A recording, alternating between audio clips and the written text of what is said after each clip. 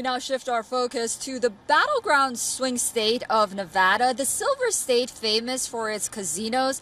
But the real gamble to watch out for is which way does the swing state this time around go? Here's a report.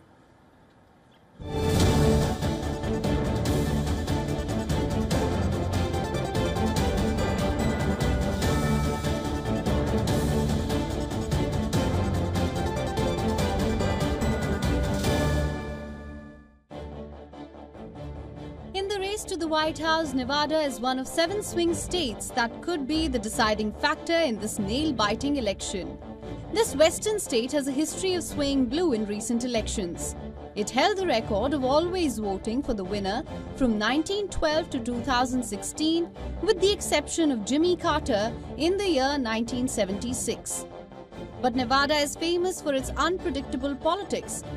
While the Democrats have taken Nevada in the last 4 presidential races, its margins have been slim, making this a state where any shift could change the outcome. Here's everything you need to know about the Silver State's role in 2024. Nevada, home to about 3.3 million people, holds 6 electoral college votes. Small share, but a critical one. As a true battleground state, Nevada's decision could make or break a candidate's path to the required 270 electoral votes.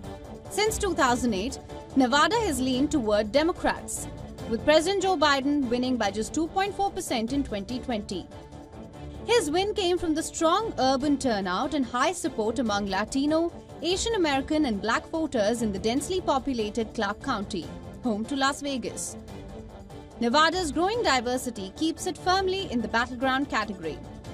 The Latino population, which makes up about 30% of the state, along with a growing number of Asian American voters, is a crucial demographic. The 2020 presidential election in Nevada was closely watched, with Democrat Joe Biden securing the state by a narrow margin of 2.4%. Difference of roughly 34,000 votes out of over a million cast. Biden's win in Nevada was anchored in the Las Vegas metropolitan area, where diverse and working-class voters, mainly affiliated with the state's strong union presence, largely supported the Democratic ticket. Trump supporters were concentrated in Nevada's rural areas, which remained deeply conservative.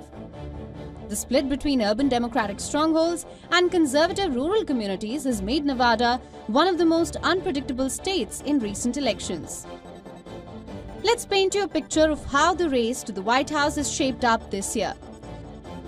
Nearly 3/4 of Nevada's population is concentrated mainly in Las Vegas and about 500,000 in Reno. The rest of the state is sparsely populated.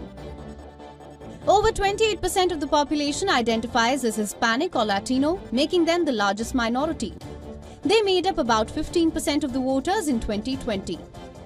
Polls show Republicans are gaining ground with Latino voters compared to the previous elections. From 2010 to 2020, Nevada's population grew by 15%, with significant increase in Asian and Black populations. Non-white voters made up 1/3 of voters in 2020. This time around, the key issues for Nevada voters are as follows. The economy. Nevada's economy heavily depends on hospitality and was hit hard by the pandemic. The economy remains the top concern for voters, though fewer Nevada voters prioritize it than the national average. Housing affordability ranks as the second most important issue for Nevada voters. While still significant, immigration ranks below the economy and housing affordability. And as far as the candidates are concerned, Trump holds an advantage on economic trust among Nevada voters. Both Trump and Harris have supported eliminating taxes on tips, a popular policy in a state with many tipped employees. On the other hand, Harris leads Trump in voter trust on housing issues, potentially benefiting from concerns over housing affordability. Recent polls show the 2024 presidential race in Nevada as a dead heat, with both parties fighting for every last vote. The question remains, will Nevada stick with Democrats for the 5th straight cycle? Or will 2024 be the year this swing state flips back to the Republicans? Bureau Report WION, World is One.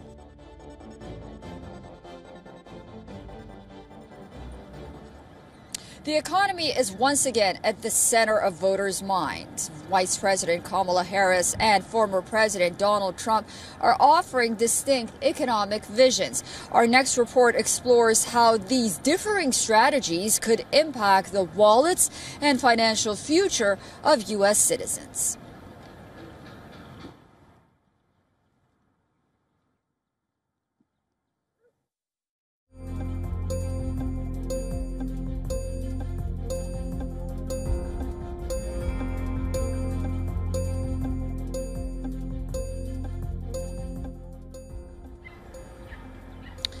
We are now being joined by Mr. Dan McMillan, founded and leads Save Democracy in America, a nonpartisan company to get big money out of politics using the voter dollars reform. He is also the author of How Could This Happen? Explaining the Holocaust.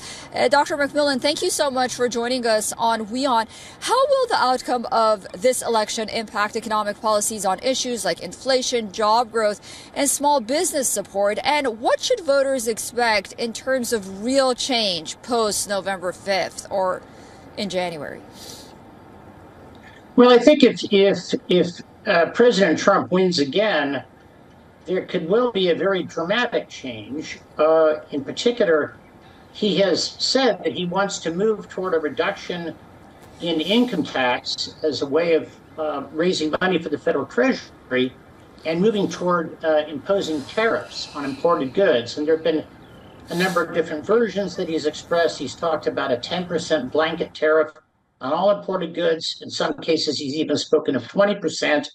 The impact of that would be quite dramatic. President Trump claims that foreign countries, the countries where these imported goods are produced, would be paying these tariffs, but this is not true.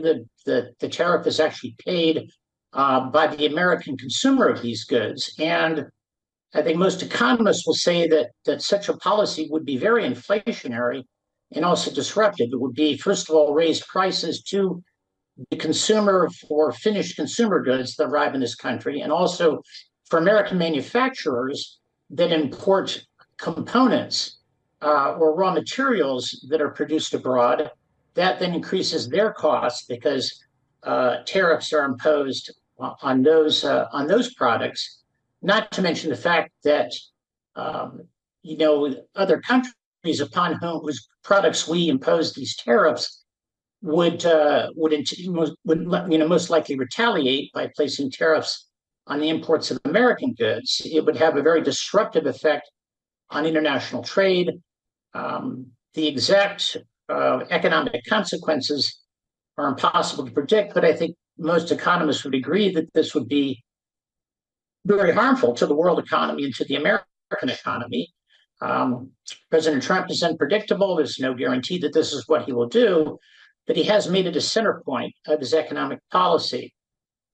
In the case of Vice President Harris, if she is elected, she is pursuing a much more conventional policy. She proposes to make it easier for people to start small businesses by expanding the existing $5,000 tax deduction, that is a reduction of your taxable income for the expenses that you incur in starting a new business, to raise that to $50,000 as an incentive. I can't really evaluate how effective that would be. It's hard to see that it's a game changer.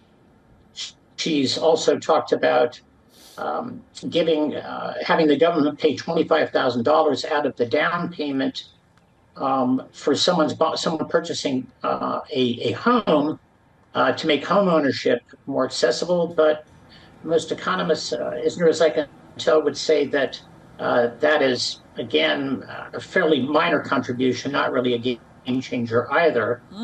One thing that's I'm sorry, I just have to cut you in right there, Dr. McMillan.